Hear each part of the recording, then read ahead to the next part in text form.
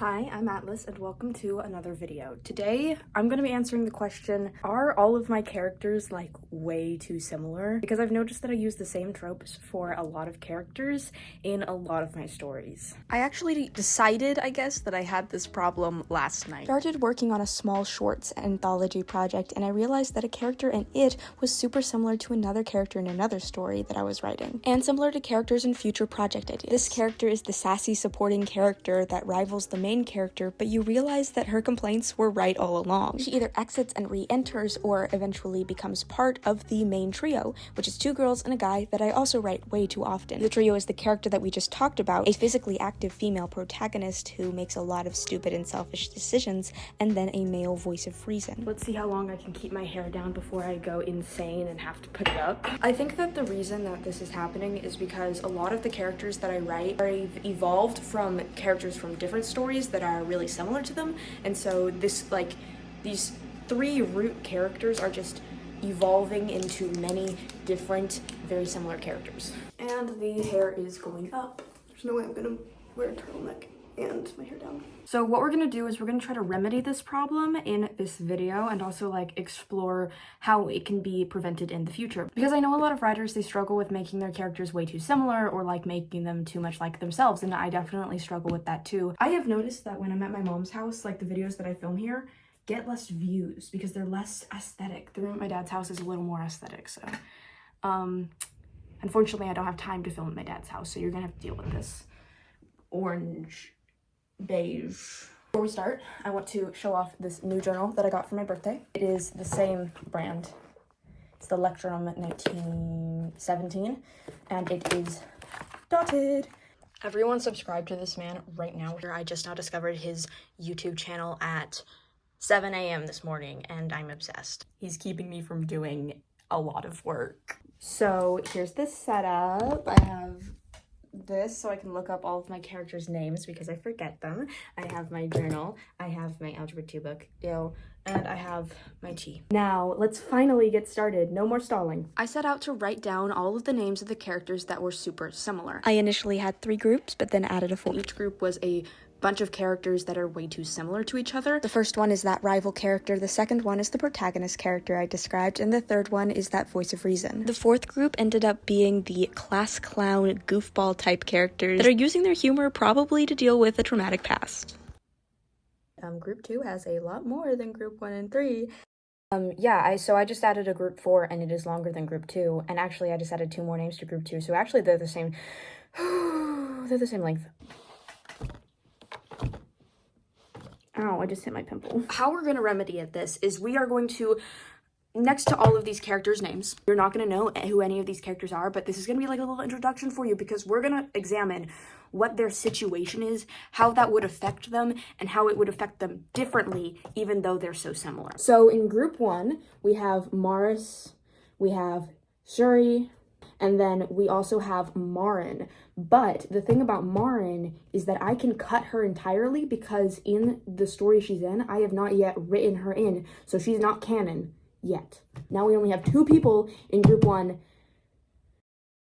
Mars and Shuri are both part of the Terema world, and you can go find out more about that in the Organizing My Terema World Building Guide. I think I talk about the magic system there. Mars is working on an investigation where she's trying to find out what happened in an operation called Operation Indigo. Some pretty terrible stuff that has to do with the magical system and studying it happened in there. They're just trying to uncover all of its secrets. She's working with her boss, who is the captain of this investigation, named Carmen, and Carmen's pretty famous. So she's stealing all of Mars's attention and thunder, and Mars doesn't like that. So she pretty much resents Carmen for this. Shuri, on the other hand, she's a rogue, and she's just trying to make a little bit of money and scrape by. And she's in this rogue team called Unit Phoenix with her captain, Greer.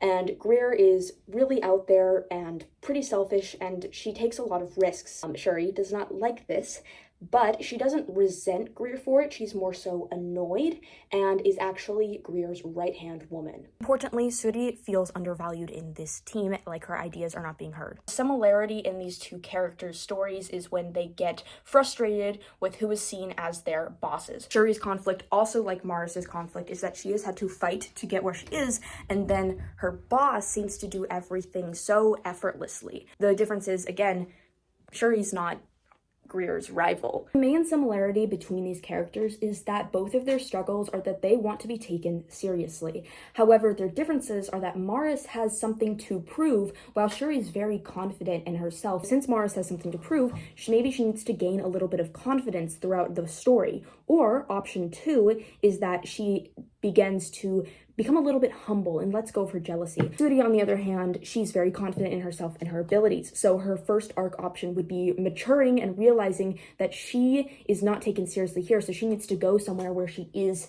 taken seriously because she realizes her own self-worth. Arc 2 would be that she becomes less confident. She has a little bit of a villain arc maybe, and is tainted with jealousy and all of these negative feelings before realizing what made her so amazing in the first place and regaining that confidence.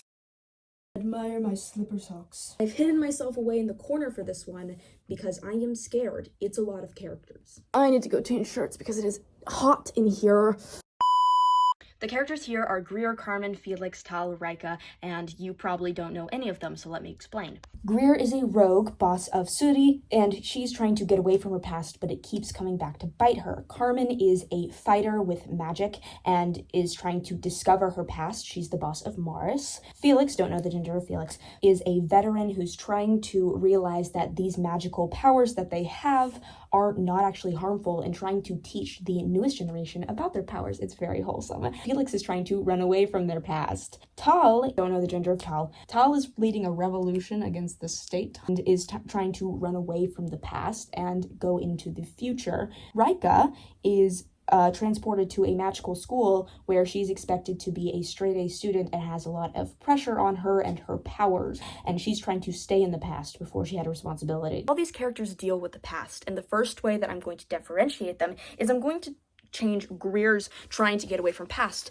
to trying to control the past. I'm going to also change Tal's running away from the past to ignoring the past. And that's going to differentiate them and their motives ever so slightly. Apart from having troubles with their past, all of these characters are very powerful in their magic system or just intellectually, and they know it. So they have a bit of an ego about them. We should probably take a couple of them down a peg. Felix will be an easy one because Felix has actually lost their power and is kind of grappling with the effects of that. So I guess Felix is more lost than egotistical. The more I think about Rika, the less I think that she knows she's powerful. Because as I said before, she is shipped off to this school, it's prestigious. So I think that she's a little in doubt of her power. She might be a little scared of it. She's in denial that she's so powerful and that it could do anything to help her, really. Apart from Sudi and Maris, Carmen and Greer are actually the reason that I wanted to make this video in the first place, because they are really similar. However, Carmen is a lot more emotional. I think Greer has more control over her emotions. She's a lot more manipulative, which would make her a lot more similar to Tal. I've run into so many walls. What differentiates Greer and Tal? A very integral part of both of their characters are that they manipulate people that they love, and it hurts the people that they love. It pushes everyone away. The thing is, neither of these characters, I don't have a first draft for their stories, so I can't see where these situations take them.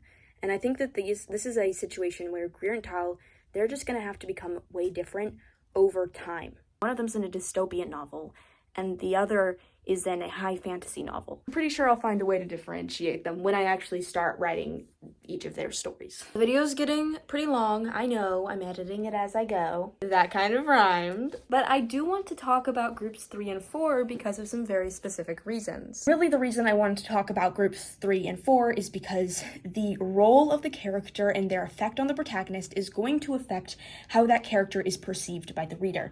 And I want to talk about group 4 because that one, to differentiate all these characters who are all very humorous, funny, and happy-go-lucky, you're really going to have to dig deep into their motives, but to their character voice, so that they're not all saying the same words and having the same vocabulary. The characters in group 3, they're like the voice of reason in these stories that they're in, so they all play the same role.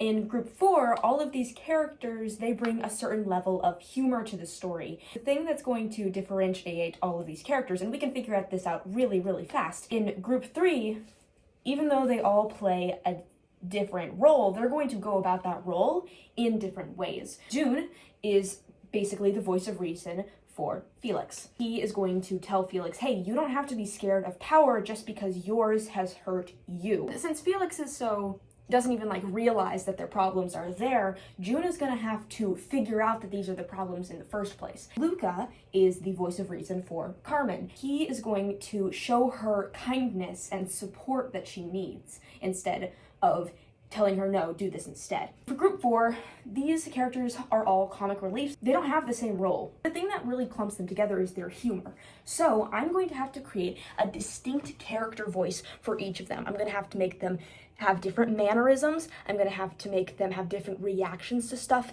And even though it's difficult to write humor that is different from your own, I'm still going to try to make how they speak different, at least. In conclusion, to differentiate a character, you have to differentiate their wants, but also where they are. Because even if they want the same things, the way that they're going to satiate that want is going to be different. You also need to have a distinct character voice for your character. Also identifying the pasts and how these characters are reacting to their past.